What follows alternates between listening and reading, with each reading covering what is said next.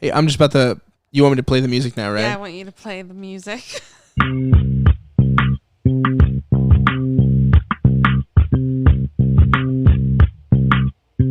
A pilot podcast.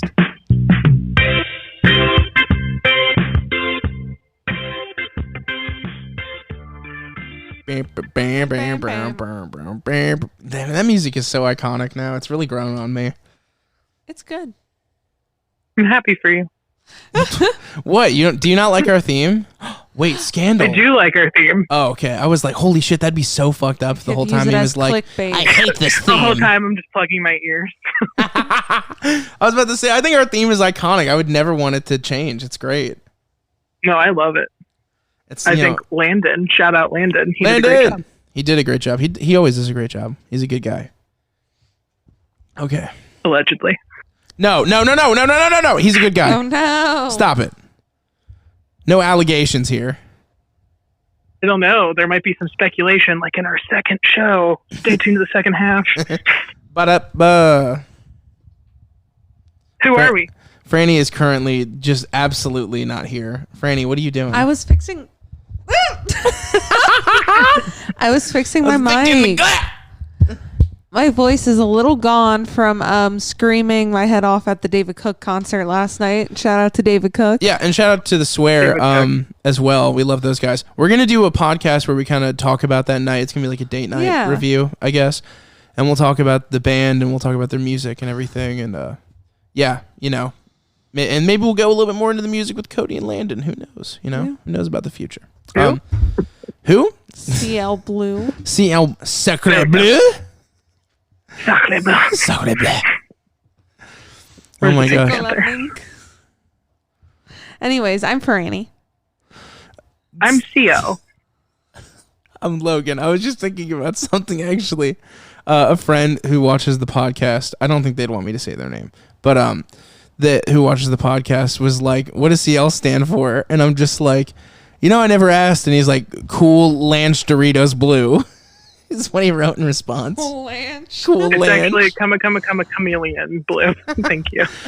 And then he also said Cocoa Melon, which was interesting. Yeah. And then he said, I can't remember the other one he said. But that makes sense. My nieces used to call me Uncle Coco because they couldn't say Cody. But is Cocoa Lemon a thing? I thought it was Cocoa Melon. You said Cocoa Melon. Lemon? But it's lemon. You said Cocoa Melon. Oh, I meant to say lemon. Oh. See, damn, it's all the same letters, dude. That's what it is. Well, it does stand for something, but I'd rather not say. Understood. I don't know. It's just letters. No, it's your big mystery. It's your scandal. Oh. Speaking of mysteries, what are we reviewing today? Some douchey TV show. Probably. We are going to talk about Outer Banks and Clickbait. You guess which one I meant as douchey. Which one are we starting with? Outer Banks? Mm-hmm. Yeah. Yeah. Hold on. I actually have to say something, but I decided to eat candy because I'm dumb. Oh my God. Logan just put in like a Mamba candy right as he had a point to say.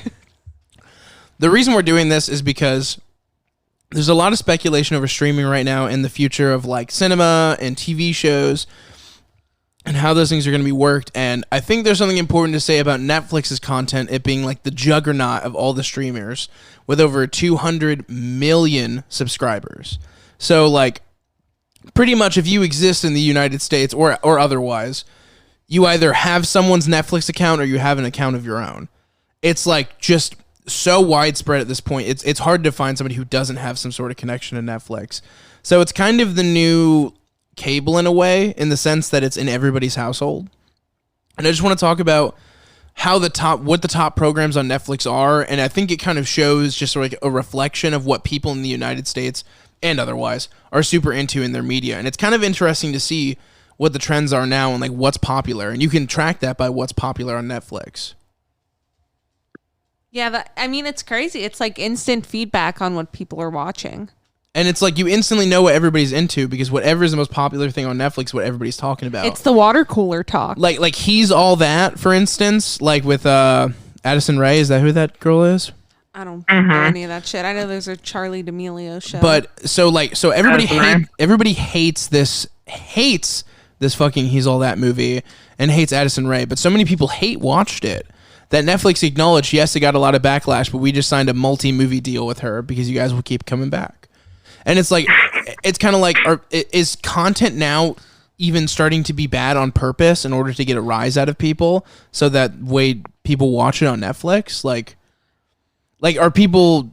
that's a good point. Are people coming to content with Netflix? It's like, we'll make sure people watch this. It won't like bear on whether it's bad or good, but we're gonna make something that people will definitely watch. Yeah, it's like also kind of. Oh, sorry. Oh no, you're good. Say what you're saying. I was gonna say it's also kind of spooky because they pay attention to what you're watching. I remember when Gilmore Girls: A Year in the Life came out a few years back. Around like Christmas time, they had a statistic saying that someone had watched it like straight for 27 days or something like that. So they really pay attention to who's watching it, why they're watching it. Oh my God, they were watching me watch it straight for 27 days. This algorithm that they have, and it's also crazy because Netflix, because of whatever reason, people don't hold a standard to them. They very rarely actually release their statistics. That's so crazy. Because they don't want to give up their algorithm and how they do their, like front page or anything like that. But if you were to actually like get a hold of that stuff, you'd see that they don't care what rating you give it. They don't care where you came from, like as far as like if you're using a VPN, anything. They don't give a fuck. They care if you're paying for the app and as a result watching the app. Like they have to make deals with other countries to like stream certain things in certain countries. So what Netflix is actually doing, as far as I've heard, I don't know if this is actually true, but they'll try to get any licensing agreement they can get in any country for their streaming, knowing that people are going to get the Netflix and then use the VPN, even though it's technically not against the law, but is really circumventing a law. That's agreed. Crazy. Did I just like blow everybody's minds? They were like, "What?" What? In other words, they're willing to buy Harry Potter only in Turkey, and then know that people in the United States are going to use it to watch Harry Potter, even though it's not available to them on the U.S. on Netflix. Because you can say you're wherever you are in the world if you have a VPN, and Netflix knows that and is making business decisions based on that. Because then on these VPNs, they advertise, you can, like, literally every advertisement you hear, they're like, you don't get Doctor Who in Netflix in the United States, but you get it on Netflix. Like, it's a part of these VPNs ads, and Netflix knows that, and they're banking on that. They do it with the Ghibli movies. You can't watch them in the United States, but if you change it to Australia, they have every Ghibli movie on Netflix. I can guarantee you, unless Logan does it, I will never download a VPN. It's getting easier though. You can get ones that literally you just turn on, and then you click into it, and then it has every app for you inside of it. Really? It's as simple as you click this app, and then it like your phone flashes, and you're on a VPN. Okay. Just in time for us to tell you this video is sponsored by Surfshark. No, I'm just kidding. Right. Wait. Please. Is this career damaging? Hold on. Let me just say that I love VPNs. I do love VPN. No, actually, like aside from that Netflix loophole, and here's the thing: I don't really care about screwing over big corporations. I don't really care that Netflix is making a lot of money on that idea because I think that media is so overpaid as it is. So, like at the same time of being like, it's messed up, they're buying this just for this one country. It's like, who cares? Like, I don't give a fuck. I like the fact that a VPN actually protects your information. That's a big thing for me.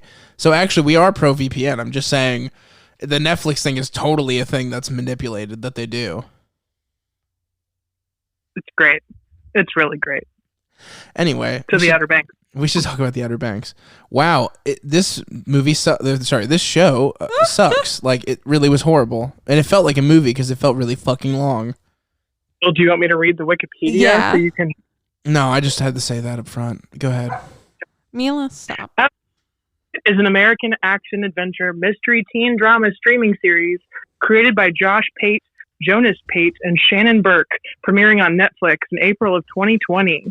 The Outer Banks is set in the coastal town of the Outer Banks of North Carolina, where there's a stark social divide between wealthy seasonal residents and working-class locals, who are nicknamed Kooks and Pogs.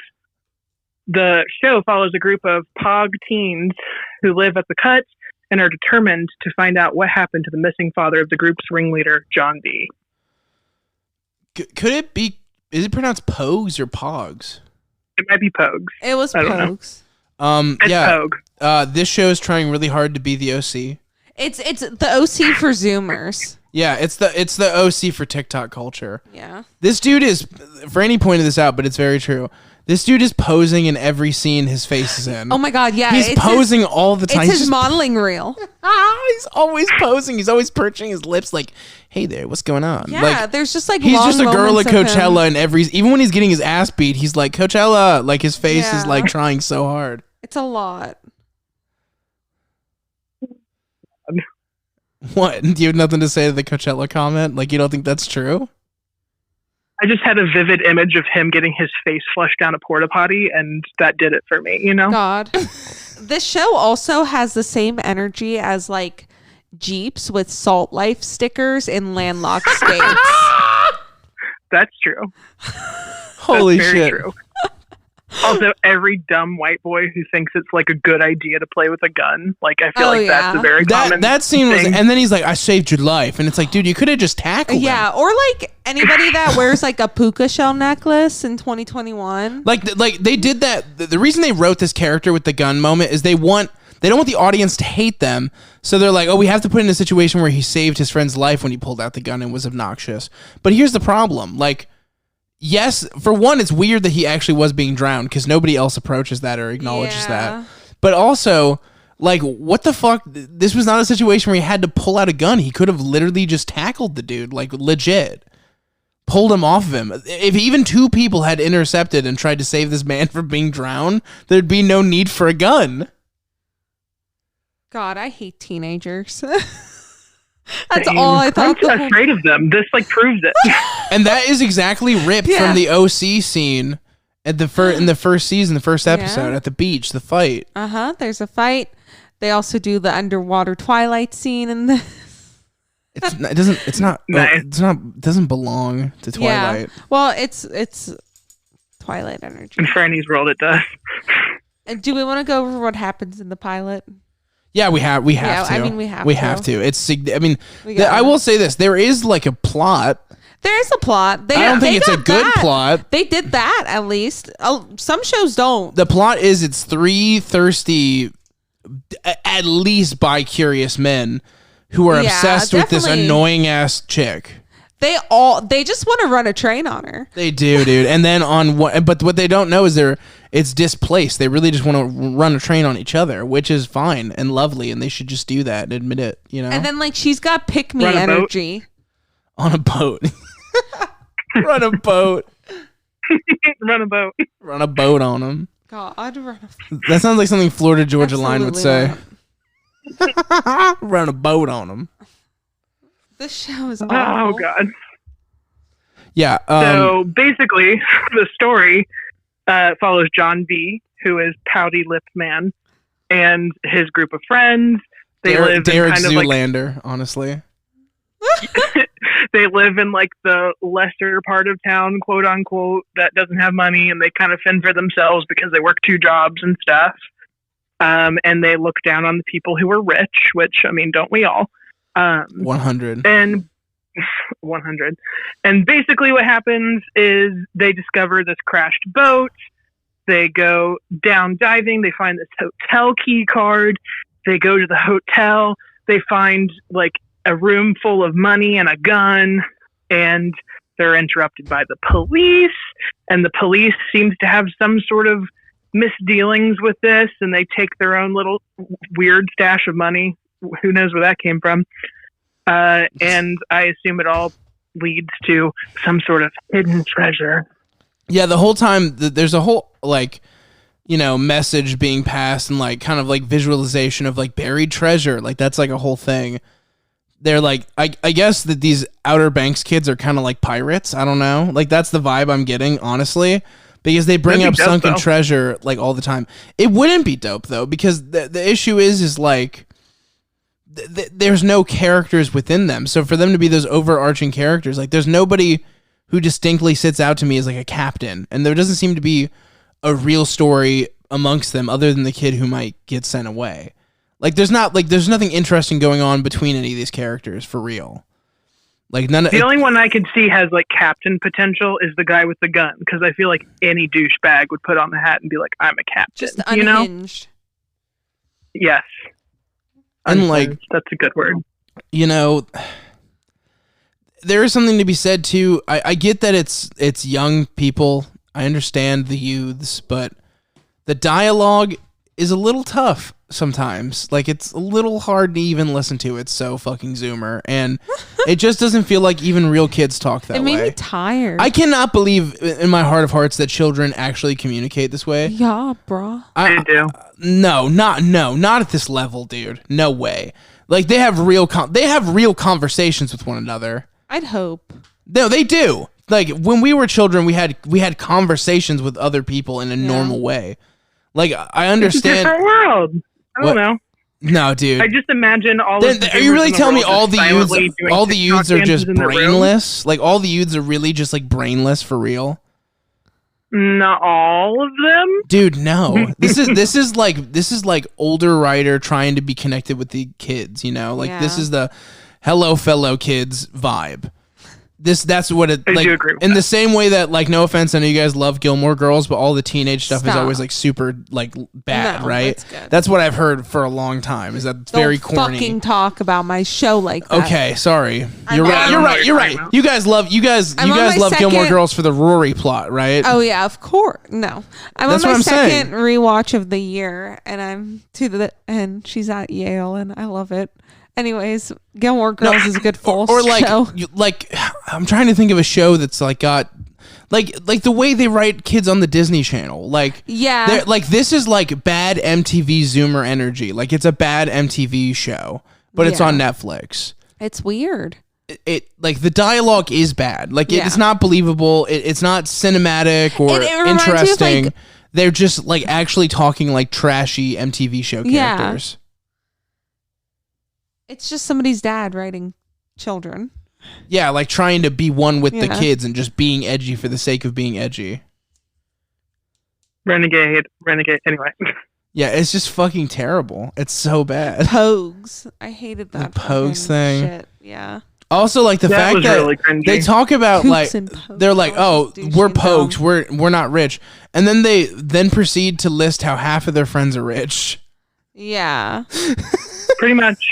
Like I get that the what was the one like smart guy's name? The dude with like the dad who was like, where the fuck are you going? Pope. Okay, so Pope, right?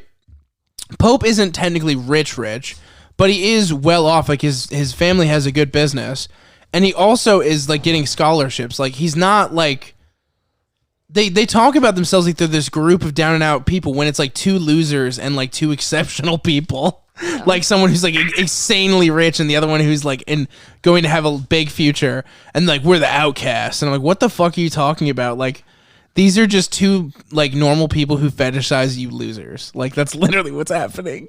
Yeah, especially the girl, like just hanging out with them. Like she's hanging out with her pick me energy. Yeah, because she likes how grimy they are. Yeah. Like that's the only reason, for real. Daddy will be mad at me if I'm hanging out with these grimy boys. Yeah, exactly. Ooh. Like she needs that like no regrets fucking dude from We're the Millers. Like that's what she's looking for.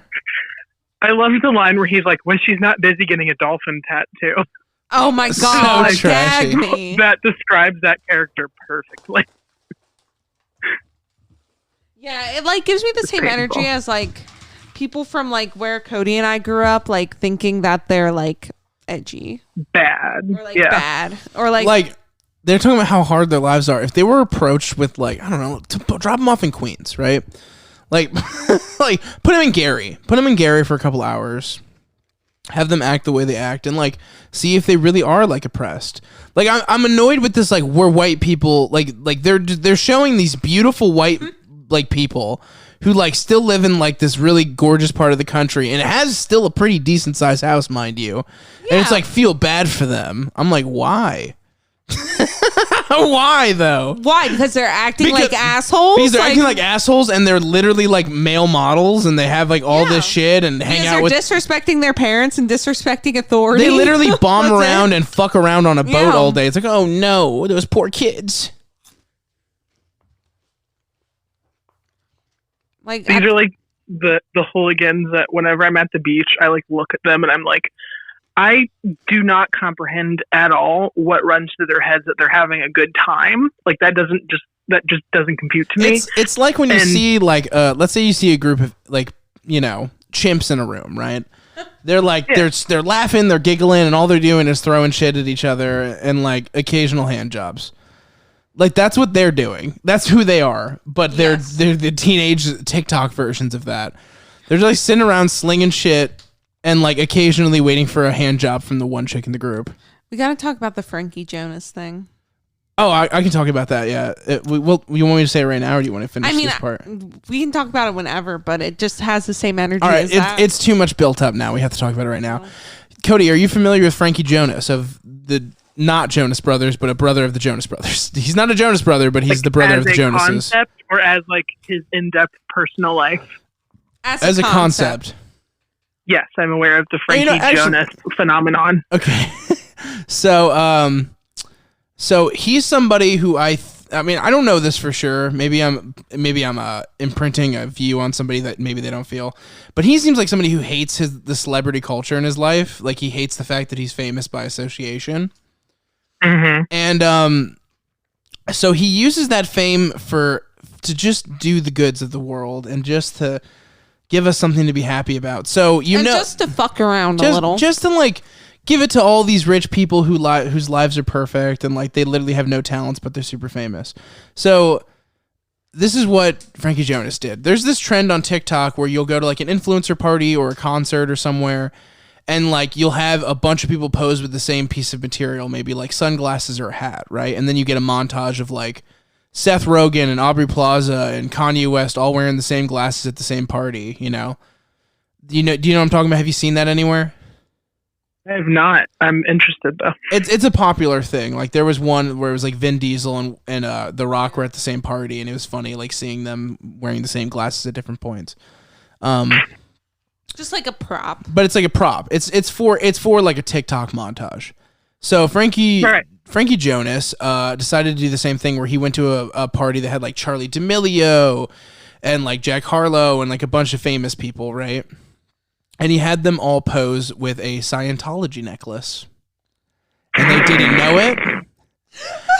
And so there's all these celebrities posing with a Scientology necklace, like all obnoxious, all proud. There's one of like Little Huddy, like smiling, and like the reason why that's relevant is then apparently now it's being speculated whether he's the one who did this or it just happened. But those images ended up being given to Getty Images. Yeah, I sent them to you. And because of that, being Getty Images is like one of the main image proprietors like on the internet. When you look up these celebrities, one of the first pictures you see is them posing with the Scientology necklace on. That's amazing. Yeah, isn't that incredible?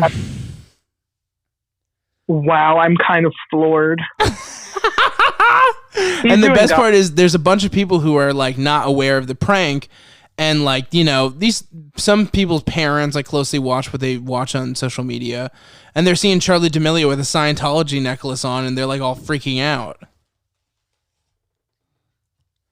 It's awesome. It's kind of amazing. Okay, I love that. Honestly, so what does this have to do with? I just want to talk about it because these kids have the same energy. Like just fuck around Zoomer culture. I don't know. I feel like it's the same audience that like watches Charli D'Amelio watches this show. Honestly. That's true. I have, I'm not going to say her name, but I have someone close to me who this is like her favorite show, and it says a lot about her character for me and the fact that she's garbage, which I already kind of knew. Oh my God, Cody, I was literally about to like suggest somebody that I knew, is it this person right before you said all the negative things about that view?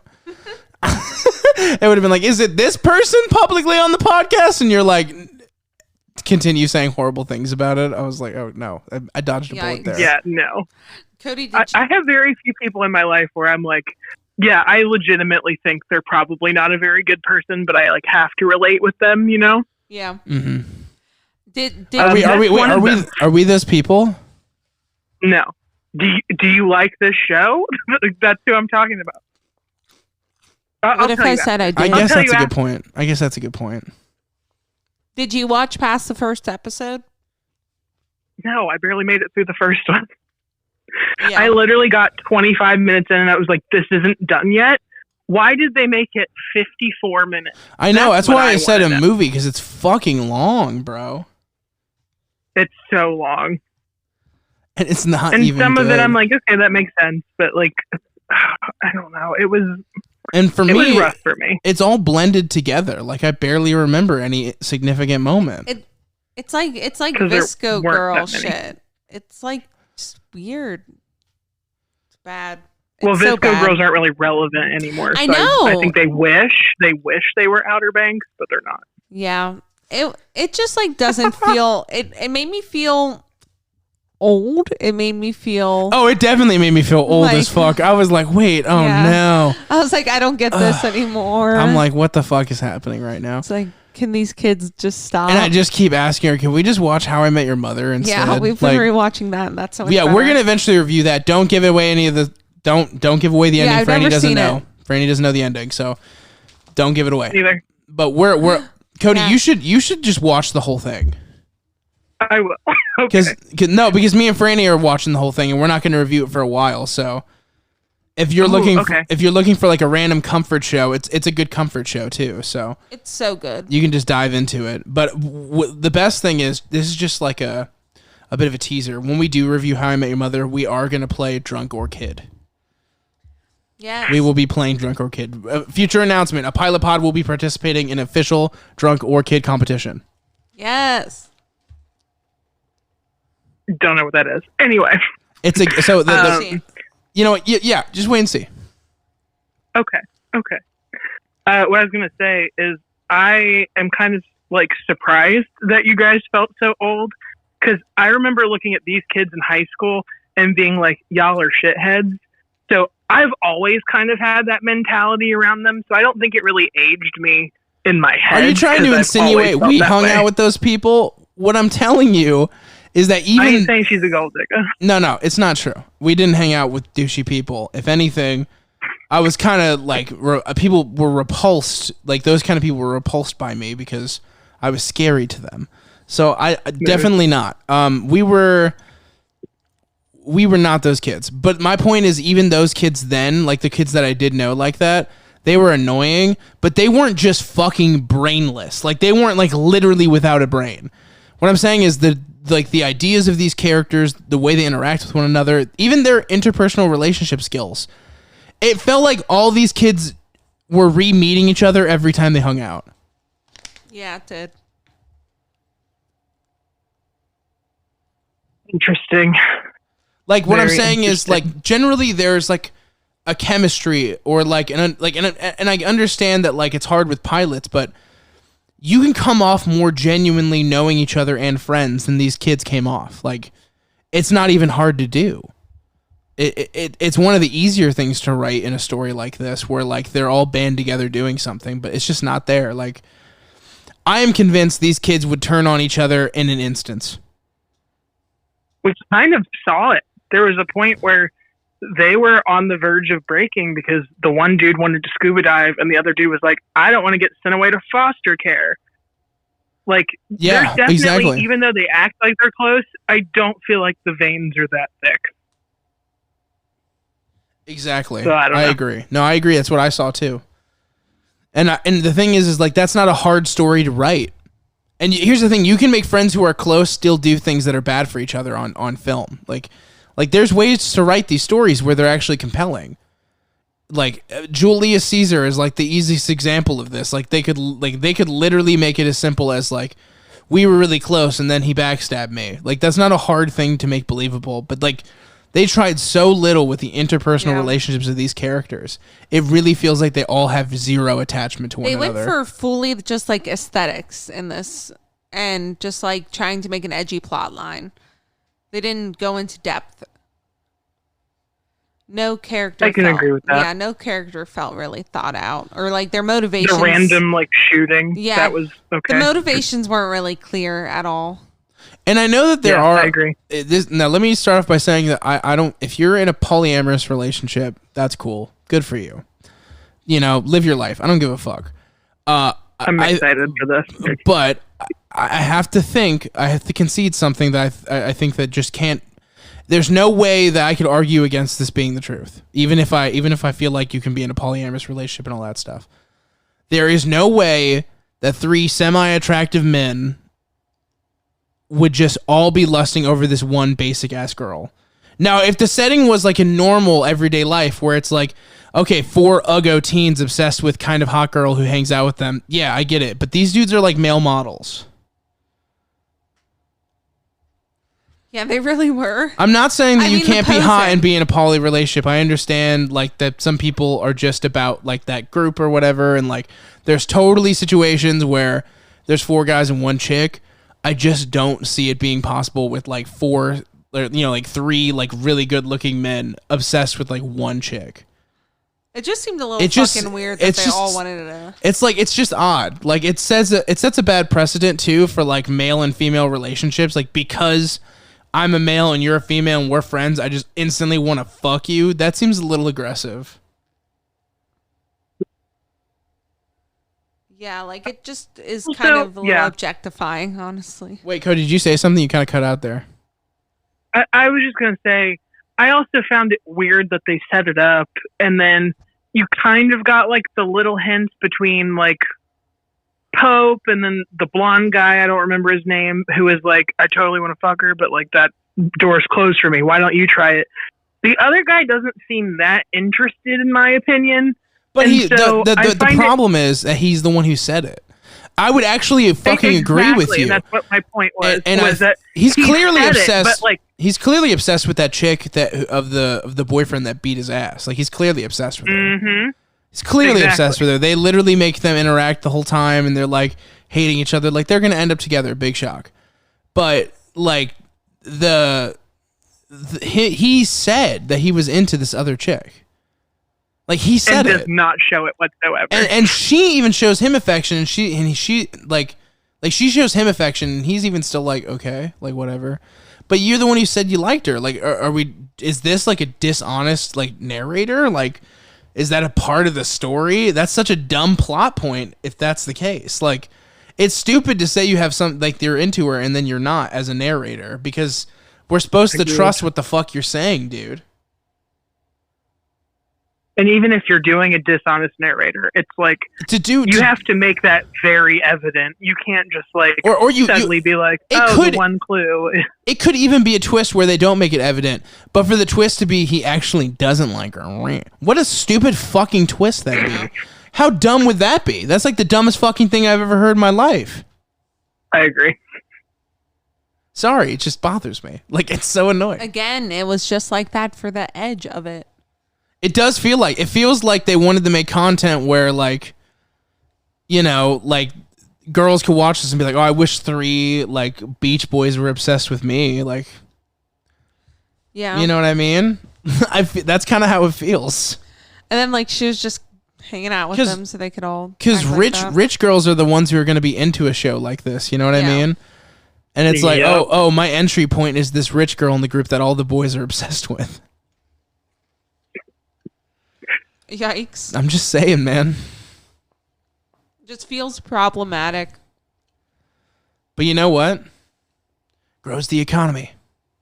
Hurts nobody. Yeah. Helps everybody. Yeah, there you go. Like, I don't care that this show's bad. I don't like it. I think that people who are trying to claim it's a good show are like being truly dishonest. Yeah, it's not harming anybody. But it's totally harmless. I mean, it's just dumb entertainment. Can't hate the player. Like this is designed for the Zoomers, but it doesn't mean that truly reflects how all these Zoomers are. I don't think there's a lot of kids that are truly this lack of depth. I think people are, in general, are too complex. Like a child is more complex than these characters. Like a child's emotions are more complex than these characters. Not saying that children don't have complex emotions. I'm just saying they actually do. So why is it that these teenagers are so fucking empty? You also know it's a bad sign when Netflix itself, I think in the bio of the show, says everyone's new favorite guilty comfort show. Guilty. Like, you know that's really saying something. Yeah. Yeah, they know that people hate watch it, or that they know that it's trash, but yet it's... Like, I'm sure it's trash publicly. I haven't really looked into it. I just knew that it was a popular show. But I'm sure, like... I don't know. I know a lot of people who really love this show. Like, that's crazy. That's crazy. And it's troubling. There's that one, like, popular TikTok soundbite that comes from this show, I think, or something. I don't know. Something to do with that one character, Topper. That's about all I knew about this prior to watching it. But I thought people were acknowledging that it was kind of bad. I don't know. I think it's a bit of a meme. Wow, that's crazy. That's crazy. It really does tell me a lot about... That's what I'm talking about with Netflix. It's really crazy what rises to the top. Like, for instance, Frani and I were watching this, like... It's like an Illusions, kind of like Chris Angel kind of show, but it's called Magic for Humans. And it's just like a really fun, entertaining, you know, just like throwaway kind of show. And it has like no like balance or leverage on Netflix. Like, it's like barely hanging on. Yeah. Like, it was popular in its first year, but now it has nothing. And I think as people have been stuck inside more, they've been consuming so much more Netflix. And I think negative things are becoming more popular because people are stuck on, like, you know, not canceling, but like being up to date on like what's bad on social media. Like, oh, this thing really sucks, I'm gonna go review bomb it, whatever. I think that might be a hold on. I really do think Netflix is making content that's kind of bad on purpose. I mean, we watched it knowing that we would probably not be fans of it. But I think that's saying something. And like the fact that it calls itself a guilty pleasure comfort show in its byline. Like, I really think that the reason why more quality content is kind of not being promoted as much on Netflix is in two parts. One, it's hard to make quality content, so maybe they just haven't made a lot of it as of recent, or at least nothing that super stands out. But also, it doesn't seem like putting in the effort's really working out when the number one shows are like The Circle and Love is Blind and Outer Banks and, you know, things like that. I really...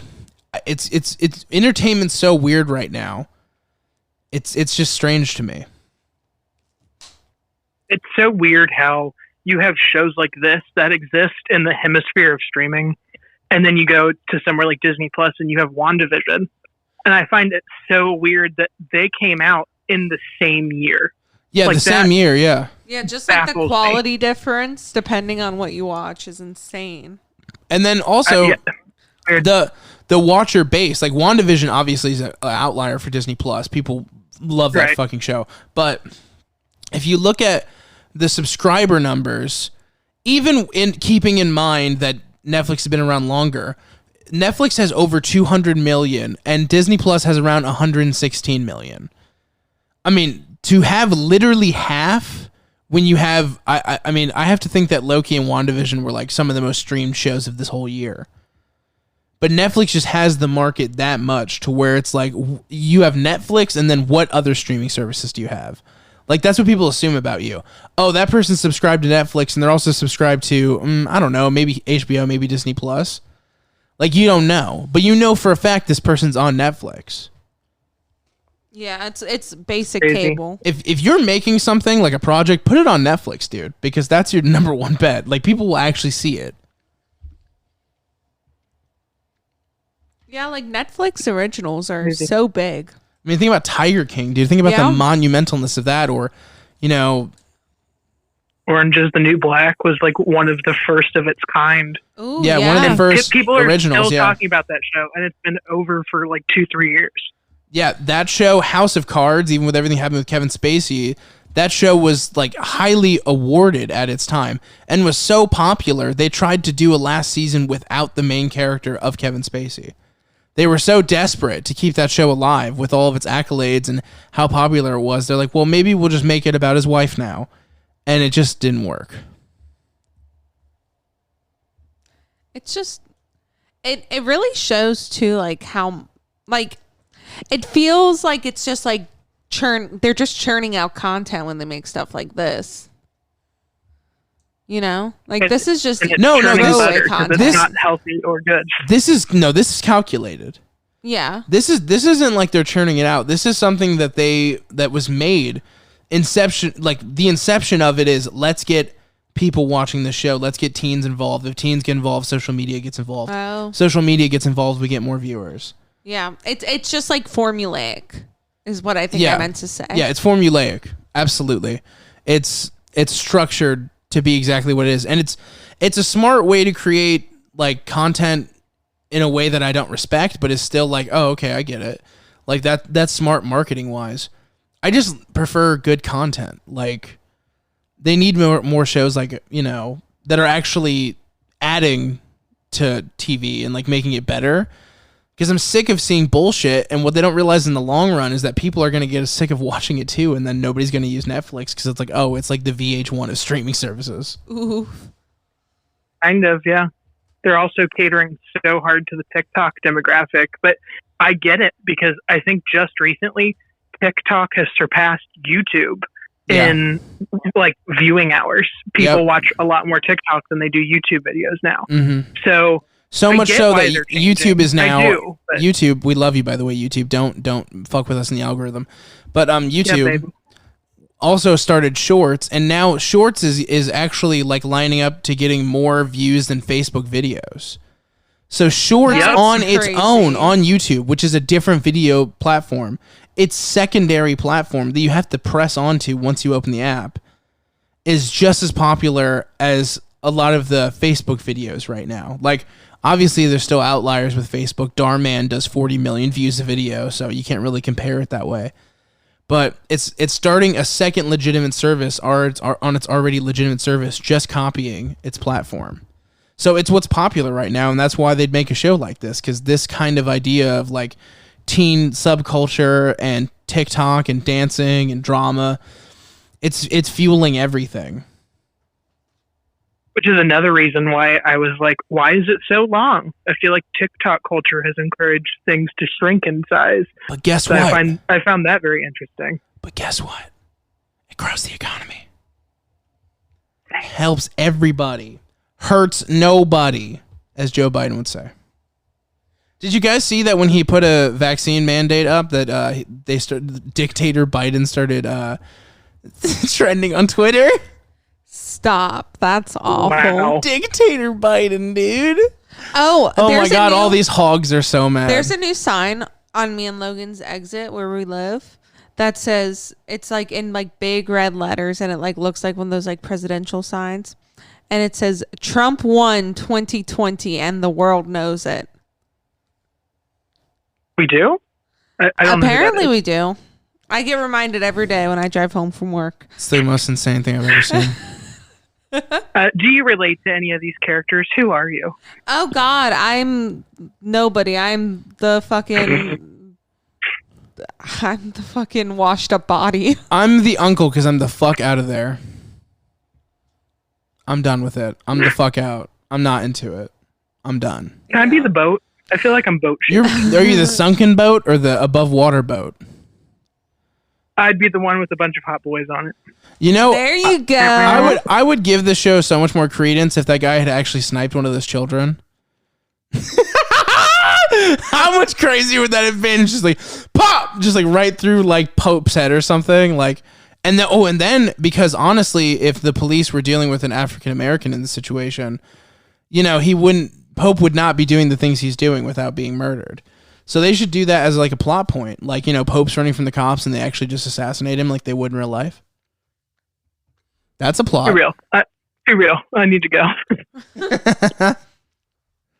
I'm just saying, you know, like this show is not real. I feel like we can't do a fuck, marry, kill for this because they're all kids. I agree. We could kill all of them. Yeah, can we just take all three of them and just kill? Yeah, I'd say valid. What do you rate this? The show? Oh, would I recommend this? Fuck no. I wouldn't recommend this to my worst enemy. This is bad. This is bad content. It's made for 9-year-olds. It's not even good in Minecraft, guys. And we tried everything. We tried everything. I would give this a 1. There is a drinking game for this show, by the way. Oh yeah, what is it? It's you take a shot every single time someone enters frame wearing a backwards hat. Oh God! Apparently, you get really fucked up on it. I want to take a shot every time that one guy just like freezes. Poses. On a pose. You'll be dead in minutes. Oh yeah, that'd be a hard drinking game. Like that would Yeah. actually really fucking hurt. Yeah, that would land you in the hospital. I just want to be shot. Oh, okay? a good drinking game would be every single time they say the word pogues.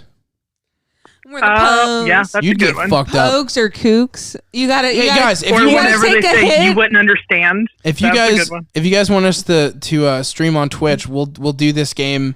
If But you're we'll trying to we'll get do it with hot sauce crossfaded, instead of you alcohol, take- so we don't get taken off Twitch. You take a hit every time they say kooks and a shot every time they say pokes. Yeah, we'll have it be like a shot of hot sauce or something. Or I guess we can do alcohol as long as we don't actually leave the building and start driving. I mean, there's gambling streams on Twitch, so that's a vice. Like not marked bottles.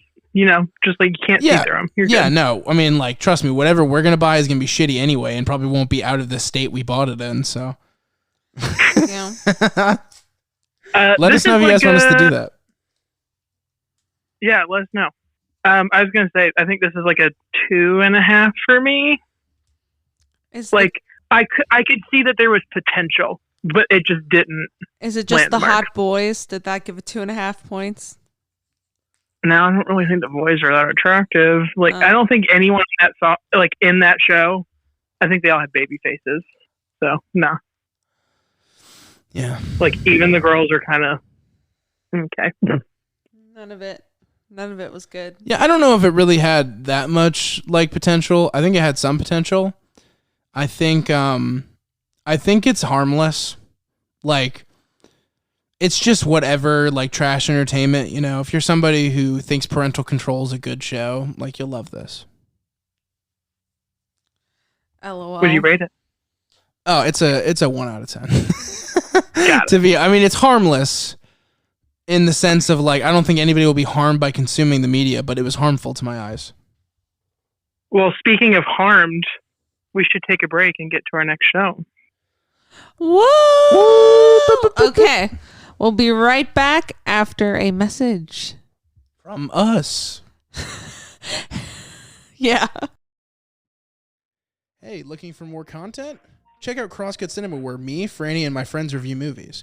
Or check out a pilot podcast where we review TV pilots with recording artist CL Blue. Or hey, check out me hanging out with my friends on Average Joe Interviews.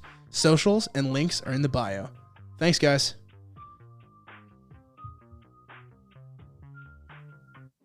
Hey guys, it's CL. I have an EP out now called Temple. It's a collection of songs I wrote when I was 18, and it's available on all streaming platforms, wherever you get your music.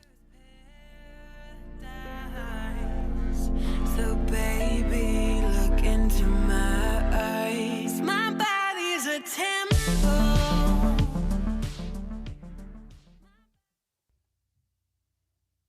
And we're back. Wow. We've been paused for a while. We discussed business. It was a long time. Don't tell them we discussed business. They don't even Things know in the that. works. Anyway. We only have professional discussions in the office. Today we're here to talk about Vincent Chase. I mean, clickbait. Oh God, yeah. He was really in this show. Yeah, that's so crazy. Did you notice that right away, Cody? No, I did not. Yeah, the guy from Entourage. I was like, he looks real familiar, and it wasn't until he was like holding a sign saying "I abuse women." I was like, "Whoa, I see you now. I know who you." Oof. Do you want me to read the Wikipedia? Yeah. Hold on. Did Adrian Greener abuse women at some point? Is that what we're I don't think insinuating? so. Then I think we need to be So. we need to be more out in the open with that, because that sounded like a fucking insinuation if there ever was one. No, way- I was kidding. I know, but the way Franny elaborated on that, like, ooh, I was like, wait, what are you trying to pass off here? I just didn't like the way that conversation felt. That's why I said you, because it didn't feel like that is definitely not what we're insinuating. I'm a stand-up person. He's a kind individual, and he was in this TV show. Wow. Yeah, true. Yeah. I was Okay. just looking him up. I was just looking it up, and he's 45 years old. He looks good for 45. Didn't this show come out this year? Yeah. That's insane that he's 45. He looks good. What the fuck? Can we just say it right now? Daddy? Anyway, so Clickbait is an American-Australian drama streaming television miniseries on Netflix created by Tony Aris and Christian White. It debuted in 2021. It explores the ways dangerous and uncontrolled impulses are fueled in the age of social media. And it's set in Oakland, California, but was mostly filmed in Melbourne, Australia. That's like a very generic Wikipedia page for what the show actually is. I mean, they probably did that purposefully, I believe. Just for the clickbait of it. Hey. But also, the plot is kind of a complex plot to explain in a byline of, like, this is what the show is. I mean, it's difficult plot to even understand in the first episode, I'd say. I only watched 2 episodes, full disclosure. So I only watched the one. I watched the second one after me and Franny watched the first one. So my opinion as a result is going to be pretty much based on the pilot, like, obviously. So, like, if you want to, like, say that I wasn't fair on it or whatever, I literally just watched the pilot, just like our show says we do, and I'm drawing my entire opinion from that pilot. Same here. I watched the first 2 episodes, and so a lot of it's going to come from that pilot. So if we were to finish the show, because I know it's insanely popular, if we were to finish the show and then have opinions, we'd come back and talk about them. But as for right now, we're just going off of what we know, which is pretty much delegated to the first 2 episodes, and we're only going to review the pilot part right now. Franny, what'd you think of the show? I thought it was a lot.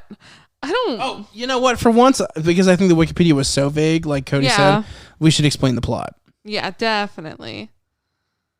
And that's what I would say. I don't understand the plot. Well, I kind of understand it, but just in the vaguest of terms, it's a.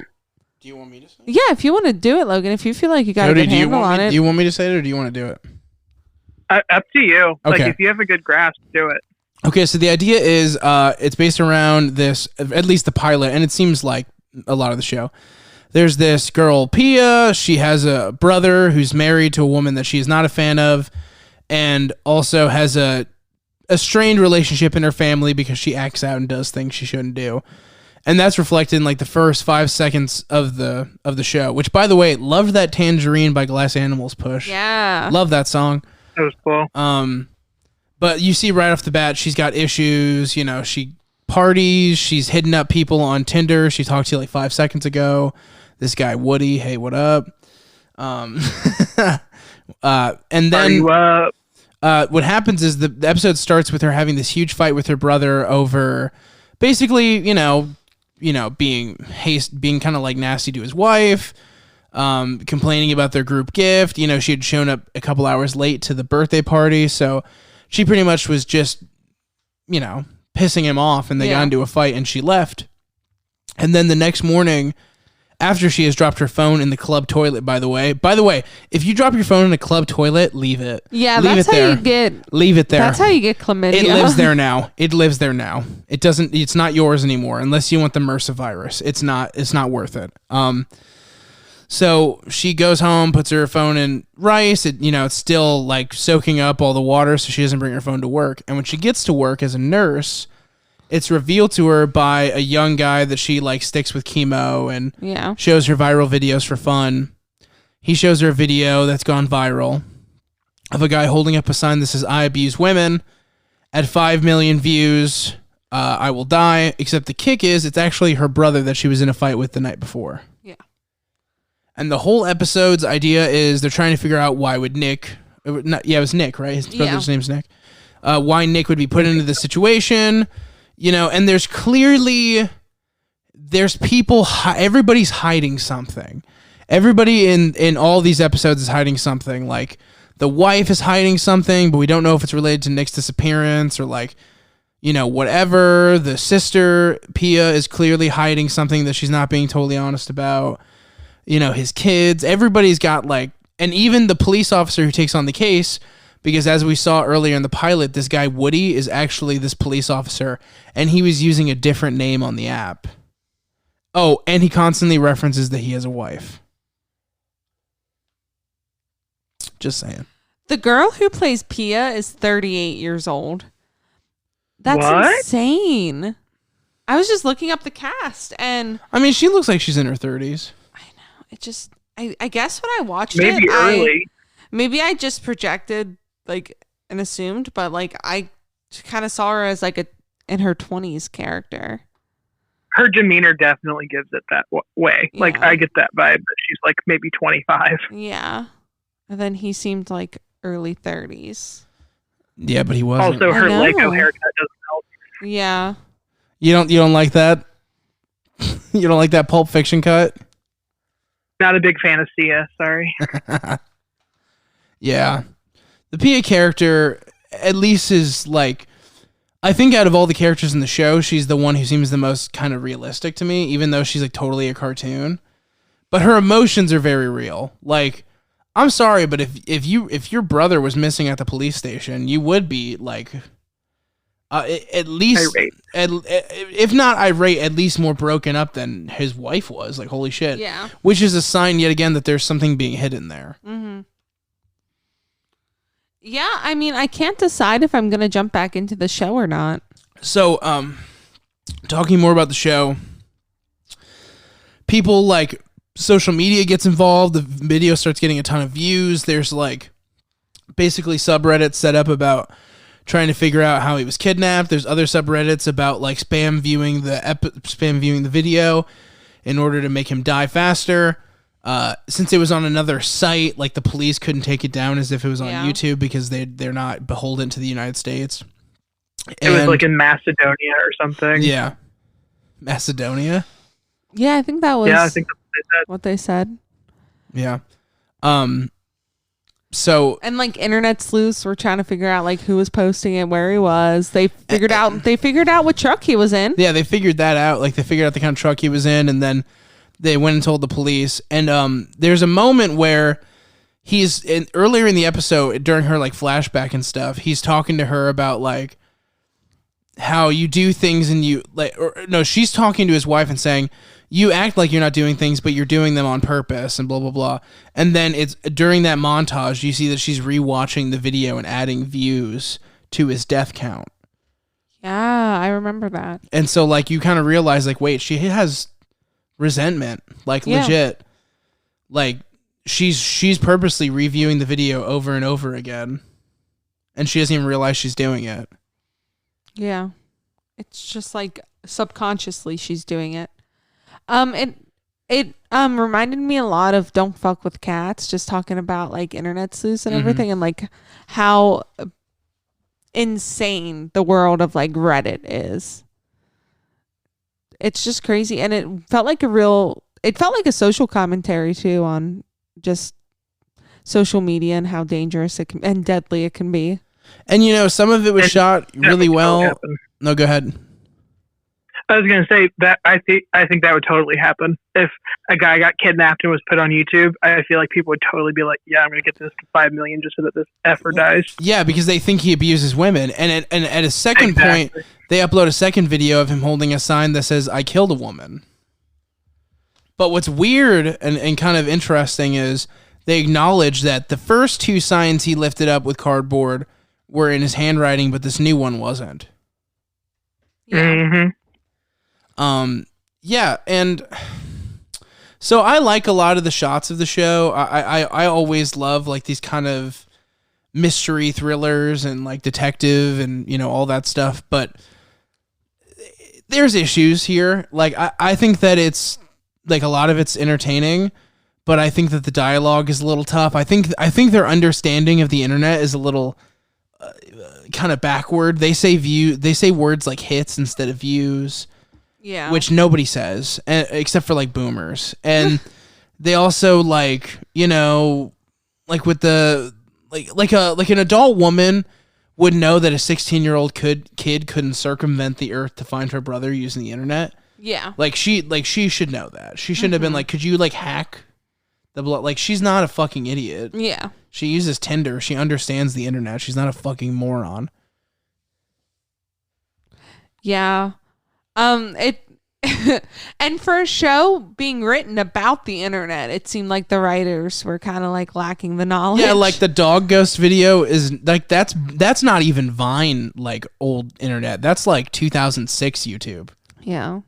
I agree. Like that's not even like Vine comedy, and Vine comedy's dead at this point. It felt like it feels like maybe somebody picked up a like pre-written show that was like written 10 years ago and like just released it and didn't change the wording. No, because there's things like involved, like the dating app stuff is incredibly current, and that's like a huge part of the show. Is that the police officer she's working with is the same one that she was sexting, or not sexting, but talking about meeting up with. Yeah, the night while her she was brother drunk in a toilet. Well, the night before her brother went missing. Yeah.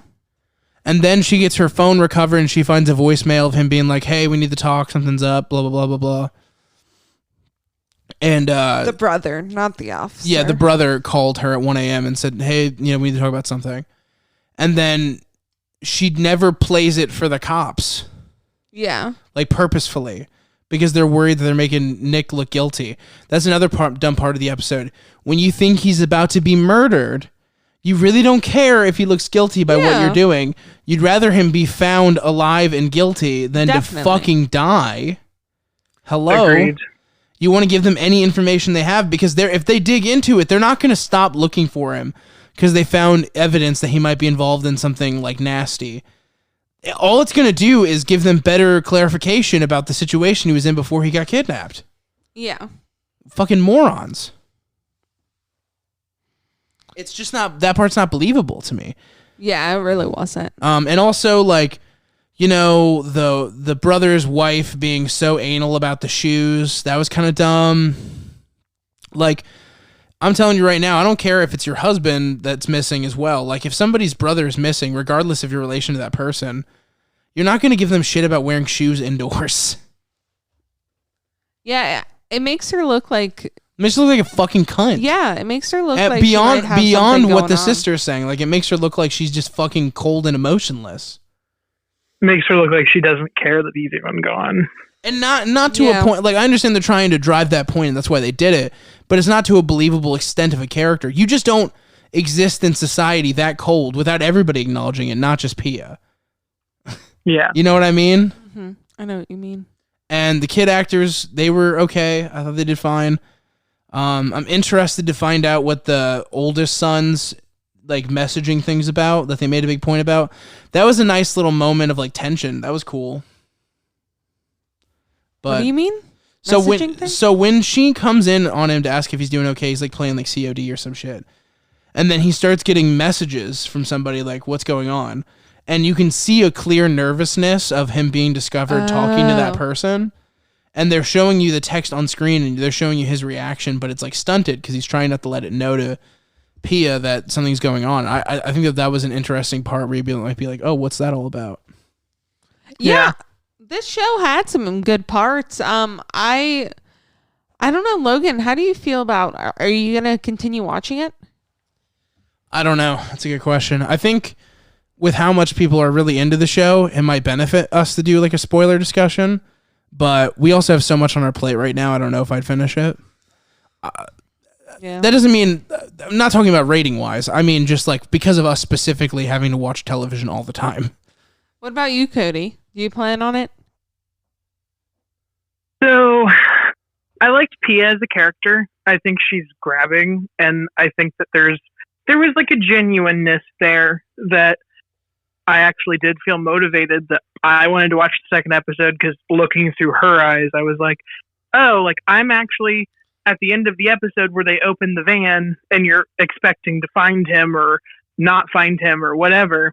I was genuinely curious enough that I wanted to go to the second episode. It did end on a cliffhanger, for sure. Yeah. It did.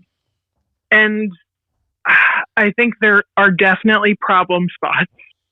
There was actually, I thought we were building when, ever since he said that, like, okay, we had the flashback with them at the mom's birthday party, and then we see him with the sign that says, I abuse women. I was expecting, when she kept on going back and forth between seeing the video views going up and hitting 5 million and being back at the party, that we were building up to her, like him hitting her. I thought that's where we were going. And I think that would have been like a far better decision. They purposefully did that though. They wanted people that was a part of it, is they want you to believe in the vagueness of Nick and that he could do any of those things. They purposefully made it come off like that was a possibility. Well, I agree, but I think they should have done it, because the whole thing where it's like, get out of my life, I feel like was a little over dramatic. I don't think it was believable. And I just felt like that payoff hit a point where it didn't pay off. But I'd argue, if there's something actually going on with him, as we've learned, I think he might have felt a frustration because he's like, hey, like if there's for some reason he knows that he's going to die soon, wouldn't you want that last family dinner to be perfect? And wouldn't you be frustrated naturally by the end of your own life mixed with your sister ruining like the last day you guys are all there together? But wouldn't you try harder? You would be like, okay, this is my last night with my family. I need to make sure that she is staying. Well, I'm not forcing her out. It fully depends on the circumstances in which he's might know he's dying or might not. I think that the point is you're not getting the answer right away. Yeah. I mean, the thing is, I think we can't say for sure whether the portrayal they're going to have is better or worse than the one you're talking about, because we didn't see it all the way through. From a pilot's perspective, I think it was the wrong choice, is all I'm saying. I think a vagueness in a pilot is a good thing, but I see what you're saying. I mean, because that could still be the case. They actually didn't definitively say whether he had hit anyone or not. Which is true, but you do see the majority of the scene, and it's just kind of put in the assumption. So yes, it can build from that. I agree with that. I think it might be a thing I don't where know. I feel like... Oh, sorry, continue.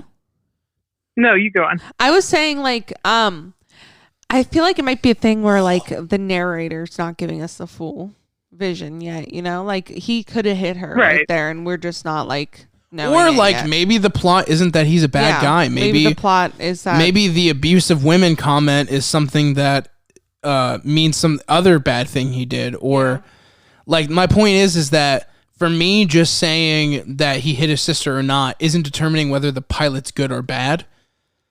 Like, or whether that would be a better story or not, because I still don't know the full picture. Like, there just isn't a full picture yet. For all I know, the plot they went with is going to be better. And the issue with wanting all the payoff of what happened in the pilot is that there then is no mystery. Which actually, in my opinion, might even make it worse. Yeah, definitely. Yeah. I like that I didn't, like... I hate a show that I can guess right away. And I feel like this is definitely not one of those. Yeah. I don't know. But like we talked about, it's not perfect. Yeah. The kids were good actors, though. Good kid actors is a big deal to me. It is.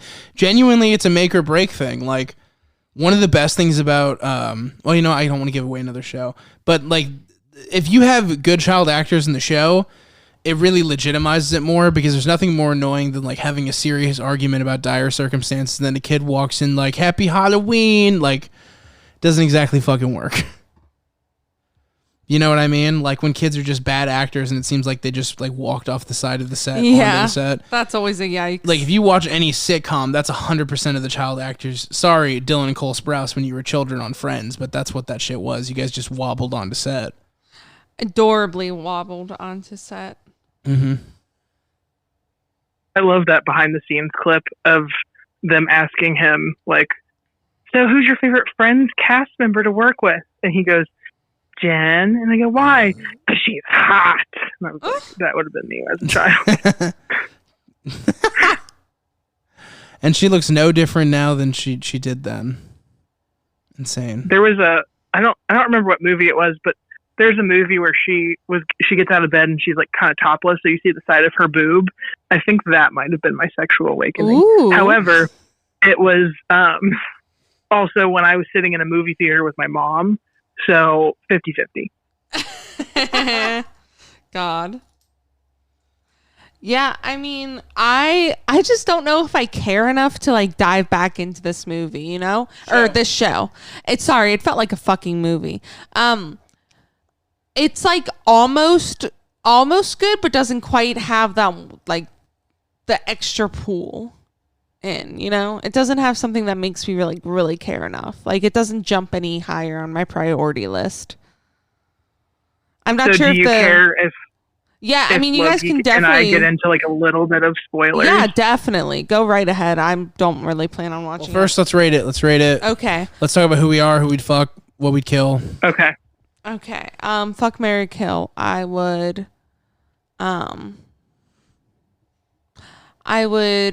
kill the wife, Sophie. She seems annoying. I would fuck Nick just because it's Adrian Greener and delicious. So I already did fuck and kill. She's trying to remember what the third one is. She's like, it's so live, Mary, laugh, and what is it? You know, I would marry all of their mother. Like their mother. She seems nice. Ooh. She has the pigs in the blanket. Yeah, she's got the good food. Like she's chill. I don't know. She's a little spiteful though. She's like, your apologies are never good enough. I'm like, okay, let's I agree. let's chill out, Grandma. All right. Right. I would totally fuck Pia 100. Yeah, I'd fuck Pia 100%. I'd marry Sophie because clearly she's like an educator and like can support us financially. And I would probably kill. I would say that 16-year-old kid. I'd probably kill him. Solid. Because I feel like, you know, with everything going on in his life and his weird obsession with the internet, that the way he'd want to go out is to become like a big internet mystery on Reddit. So it's really a favor to him. Oh. Interesting. Right. I would slam the detective. Ooh. Because he seems like kind of a pushover, but like, I don't know. I just like the authority. I would, you know who I'd marry? I'd marry the gym teacher who wanted to ask Pia out and like waited with her in the waiting room because same reason that Logie would marry Sophie.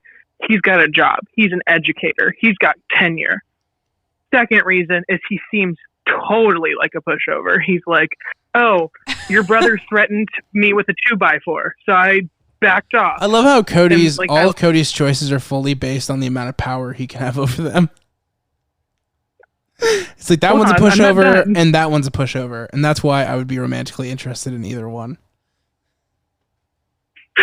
And then I would kill Pia because I feel like I'd relate too hard. You guys would like get to like honest with each other about it and be like, wow, let's point out the insecurities in each other because they're both the same. Yeah. Yikes. Yep. Big yikes. Okay. You guys want to rate it? I would give this a solid 6.5. It's just above average. I would say it's like a 4. Really? Yeah. I mean, it's entertaining enough, but like the problems with it are really fucking annoying. Like they're the kind of shit that like basically makes it feel like a bad made-for-TV movie. Is like the disconnect from how the internet really is a very annoying for me. See, I can buy that more because I can like be like, all right, this is happening in a world where we still call it hits. I guess that's just how I allow it. But also, like, you know, I mean, they would be if one person found it and it was on like a broken website, they could probably figure out a way for it to hit 5 million views a lot faster than in like a couple of days. You know what I mean? True. Somebody like, could just buy views on it. I mean, I don't really know if they could buy views on like a weird website or what, but I gotta imagine that they could find some VPN crooked way to like get a bajillion views on it in like seconds. Yeah. I mean, when we just watch like H3 podcasts, it's like at 3 million views for their video the next day, and they're not exactly like on the news. Like it would have hit so fast. It was all in one day, though, wasn't it? You know why it hit so fast? the clickbait of it. Hey. Oh. I'm not sure. I'm not actually sure if it was all in one day, but even if it was, it would have happened even faster than 24 hours. It would have happened in like 3 hours. What happens in I'm the going to next rate episode? it the same as... Oh. All I was going to say is I am going to rate it like a 6.5 as well, based on the pilot. However, based on the second episode, get in spoiler talk now, people, I would say it's like a 4. Oh, really? It gets worse? It's like a 2. It gets worse? Yeah. I was hoping that... Okay, I'm glad I didn't waste my time. So this show is... It's not anthology, but it's like... It narrate changes. And each episode's about individuals in the circumstances. And the second episode... The first episode was like sister. The second episode is is the detective. And what you learned about the detective is that he is like... basically cutthroat, willing to become in homicide no matter what it takes, but also like is basically being like people are like prejudiced against him because he's Muslim, and he has like an ex-wife and everything, and like you figure that out like towards the end that it's actually his ex-wife, and that like it's okay that he was like flirting with Pia on Tinder because he's not actually in a relationship with anybody. He just doesn't talk about it like at work. Yeah. Oh, that's weird. Yeah, it's bad. That second episode was so fucking boring. Oh, and they open up the truck, right? We'll just get into like what happens. It's empty. It's empty, but it is the right truck and it has the same backdrop. But then there's this new app that a bunch of people start called "Where's Nick's Body" or some shit, and they use like geocaching. And it's basically like people everywhere like who are finding like spots where he could be in the area and stuff like that, and they're like listing out whether he is there or isn't there, or like if somebody finds a dead body, if it could be his. And should we just say this part now? Yeah, go ahead. They find his body. He's dead. Oh my god. Second episode, they find his body. Second episode, they kill him? And this was after like them finding out that like he went to a bar and got punched in the face like a day before or something. And he was telling Pia, and the reason why Pia, this is like the twist, the reason why Pia is being so mean to Sophie is because she believes that she's abusing Nick, and that was like the whole twist of why she was like worried about Nick and why she was trying so hard to get a hold of Sophie, because they had a conversation and she like saw his bruises and he's like, oh, you know, I hurt myself and stuff like that on accident. But Pia could tell he was lying and thought that Sophie hit him.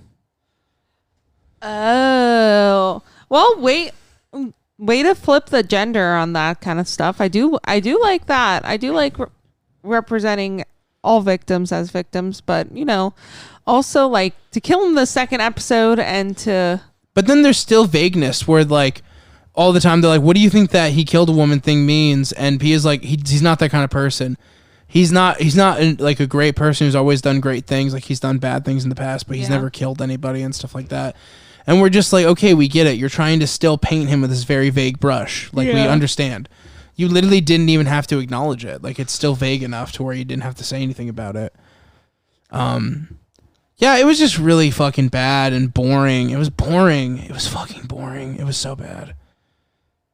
Like, I think what really killed it was the switching narrators. I think maybe if they had continued with Pia, there could have really been something there, and I would have been interested in it. But I was literally halfway through the episode and ready to fall asleep. And then he also, the detective's really unprofessional, and since now it's being treated as a homicide case, even though they haven't found the body yet, it's like, you know, pretty serious. So they're treating it as a homicide case. So they take him off of it because he's for missing persons. And he goes and he begs the family to make them his primary liaison officer. Is that how you pronounce it? Liaison officer. And he basically approaches Pia and is like, if you tell the police that you want me to be on the case, I can be on the case and I'll do basically whatever you want me to do. But he's not doing that because he's so interested in the case. He's trying to like break into his career. And it shows in how unprofessional he is about other stuff. Even though like they're definitely being prejudiced towards him at work and the other detectives hate him simply because he's Muslim, there is an element that the other detectives have that it is true that he's like so hungry to move up that he is like making bad decisions or like not thinking fully. Yeah. It was really bad. That sucks. Also, it just kind of ate me alive the way that you literally just like see his boner the entire time for Pia. It's like she was gonna meet up with you for drinks. I hated the longing stares. It wasn't good. Yeah, it was too much. It was like too intense. And it's also like, I'm sorry, I don't care about this romance, but and so he's promising her up and down, like, I'm gonna find your brother alive. I'm gonna find your brother alive. I'm gonna find your brother alive, which he shouldn't have been promising. Yeah, that's unprofessional. But he's doing it to win over her favor because she requested him specifically. So then he goes to her house at the end of the episode and he's like, I'm sorry, your brother's gone. And then she slams the door in his face. And I think that's how the episode ends, right? I think so. I don't remember actually after that. But anyway, the way they found the body was somebody geocached that Nick's corpse was there and the dude went to it from the app by himself. He didn't even have the rest of the police with him yet. And he found Nick's body. So unprofessional. Yeah. Wow. I hate it. Oh, and there were like kids like gathered up around it, like, you know, taking pictures and shit, like, that's him. As if there's actually people like that. Like, sorry, not everybody's Logan Paul. There was recently a news story about like this kid who got arrested for stealing a chain and taking a picture with a dead body. There's people like that, trust me. Fucking gross. There shouldn't be people like that. And she posted it on TikTok. Of course. That's some TikTok content. Yeah, I see why you guys said the second episode made it worse. It does. It really does, like, increase how bad it is. And then also there is like other than like the video camera where like they caught him getting in a fight at the bar. Aside from that, there was like literally no new information other than like the last 5 minutes dropping that he is dead.